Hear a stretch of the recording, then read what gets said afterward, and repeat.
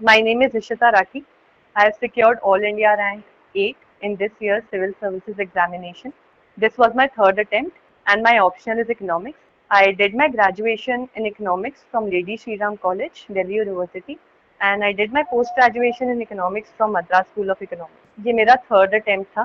पहले अटेम्प्ट में मेरा प्री क्लियर नहीं हुआ था और दूसरे अटेम्प्ट में मेरा इंटरव्यू तक पहुंची थी मैं और थर्ड अटेम्प्ट में मेरा इंटरव्यू क्लियर हुआ और मेरी 8वीं रैंक आई. मेरी स्ट्रैटेजी थी कि जो लो हैंगिंग फ्रूट्स होते हैं जैसे कि एसए का पेपर हो गया, जीएस 4 का पेपर हो गया, उसमें ज़्यादा अटेंशन देनी थी और ऑप्शनल बहुत स्ट्रॉन्ग रखना था अपना, क्योंकि ऑप्शनल से ही आपका लिस्ट में नाम आता है या नहीं आता. तो optional is the deciding factor. इसके अलावा अगर आप डिसिप्लिन के साथ और परसिवियरेंस के साथ इस एग्ज़ाम को देंगे तो इस एग्ज़ाम में सिलेक्शन के चांसेस बढ़ जाते हैं. मैंने प्रीलिम्स में पॉलिटी के लिए लक्ष्मीकांत यूज़ करी थी, हिस्ट्री के लिए स्पेक्ट्रम यूज़ करी थी, बाकी ज्योग्राफी के लिए एनसीईआरटीज पढ़ी थी. तो अपना स्टैटिक बहुत स्ट्रॉन्ग रखिए. उसके साथ साथ जो करंट अफेयर्स की मैगजीन आती है उसमें से कोई भी एक मैगजीन आप चुन सकते हैं और उसको अच्छे से करके जाइएगा.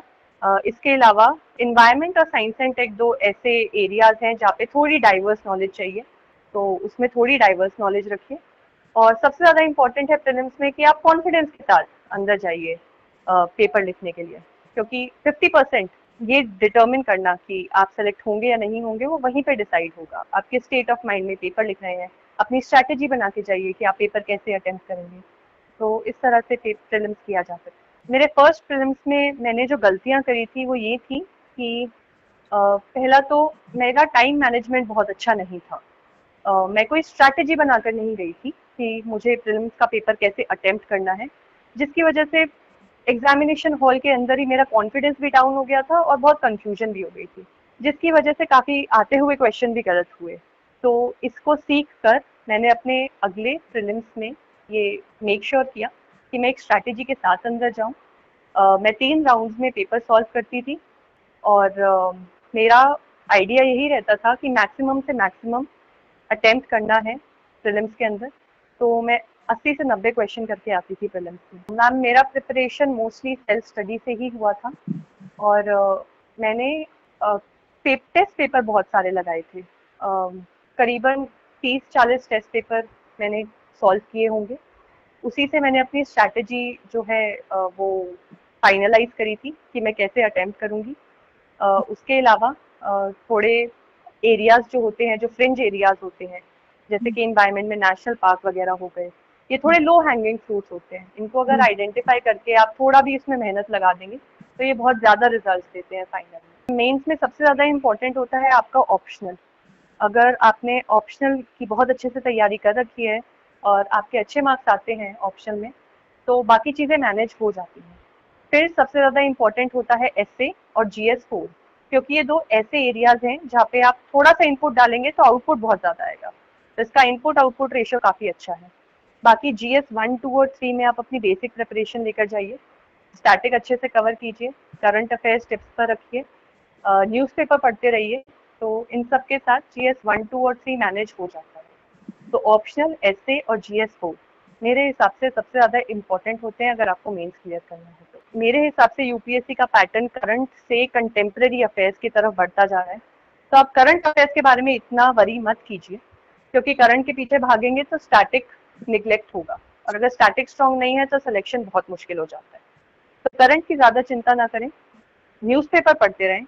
जो पिछले 3-4 साल में टॉपिक न्यूज़ में है उसके आने के चांसेस ज़्यादा होते हैं रादर देन एकदम करंट न्यूज़ के. तो अपना कंटेम्प्रेरी अफेयर स्ट्रॉन्ग रखें.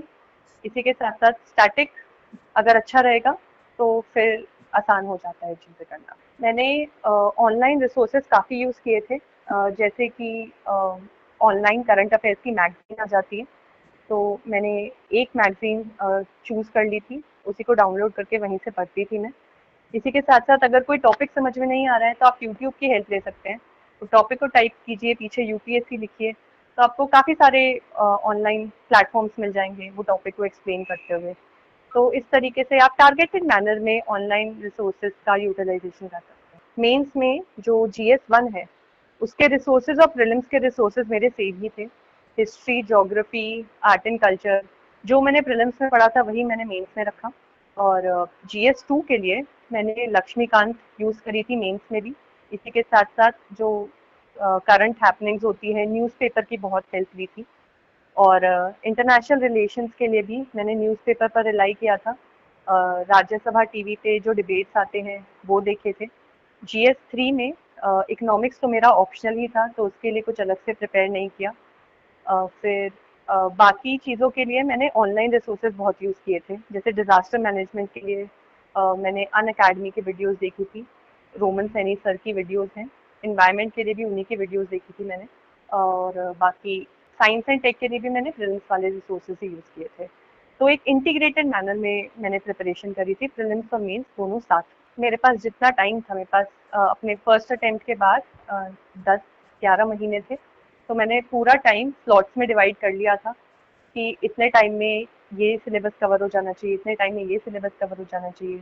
तो मेरा टारगेट ये था कि मैं दिसंबर या जनवरी तक पूरा सिलेबस एक बार कवर कर लूँ। फिर टेस्ट सीरीज के थ्रू अपने जो गैप्स हैं, मेरी नॉलेज में जो गैप्स हैं, उनको फिल करूँ। और उसके बाद फिर प्रीलिम्स से जस्ट 2-3 महीने पहले मैंने प्रीलिम्स की प्रिपरेशन स्टार्ट कर दी थी। तो इस तरीके से आपको अपना पूरा सिलेबस जो है कैलेंडर में डिवाइड कर लीजिए कि इतने महीने में इतने टॉपिक्स हो जाने चाहिए, इतने पेपर्स हो जाने चाहिए। तो उससे क्लैरिटी आ जाती है। जैसे आपने ब्रॉड प्लान बना लिया है 1 महीने का, 2 महीने का, तो उसको और फर्दर ब्रेक डाउन कीजिए, उसको मंथ्स में लेकर आइए, मंथ्स के बाद फिर वीक्स में लेकर आइए, and then daily target set करिए। इस बार इंटरव्यू में मेरा आइडिया यही था कि एकदम ऑथेंटिक रहना है, ऑनेस्ट रहना है बोर्ड के सामने, कॉन्फिडेंट रहना है और घबराना नहीं है। उनके साथ एक कन्वर्सेशन, हेल्दी कन्वर्सेशन करनी है। इसी के साथ साथ न्यूज़पेपर को पढ़ना नहीं छोड़ना है।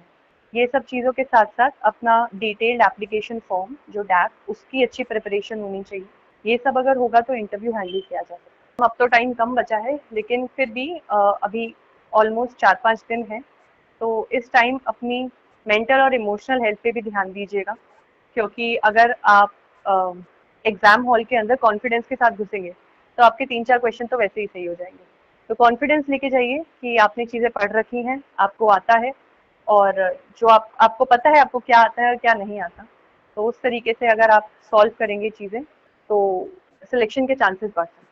तो all the best to all the future aspirants, and very soon I will share my detailed strategy on this channel. Thank you.